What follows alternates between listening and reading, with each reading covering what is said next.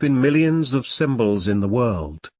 However, the most recognized symbol the world over is that of Christ crucified. There are millions of people who blatantly exhibit this symbol as their sartorial appendage. Millions have faced death holding on to this symbol. Countless number of homes give this a central place, and innumerable churches entry confront you with the prominent display of the disempowered Christ. This is indeed the ultimate communication which has been baffling people ever since the Golgotha.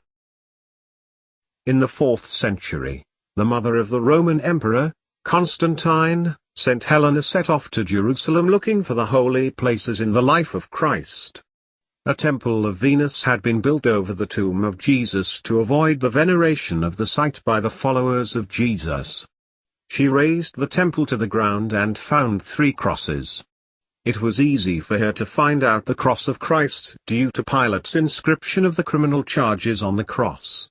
The cross became an object of veneration, and the pieces of the cross were distributed in various churches of different denominations. Perhaps the cry of Jesus, my God, why have thou forsaken me?" is Jesus' moment of total aloneness, the pinnacle of his disempowerment by which he tasted the bitterest anguish of humanity. Jesus in his disempowerment has experienced the deepest despair, encountered the most overwhelming evil, have stood in realms distanced from any inkling of peace, love and happiness. Christ came out victorious by asserting that his way of showing himself that he is the Son of God will be as the suffering servant of Yahweh. The traits of his disempowerment are in his suffering, service and insignificance. He bore our sorrows, suffering and our sin. The hallmark of his mission was submissiveness to his Father's plan for him, expressed in poignant silence, suffering and shame. It was surrendering his will to the will of God the Father. Christ has many attributes.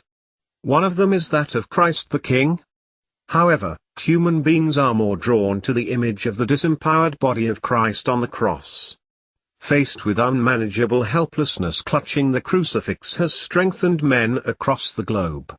When misfortune strikes and takes away at one blow everything that you cherish, be it your spouse, child or friend, the long gaze at the disempowered body of Christ has helped many to grin and bear the trauma and fall back on the business of life.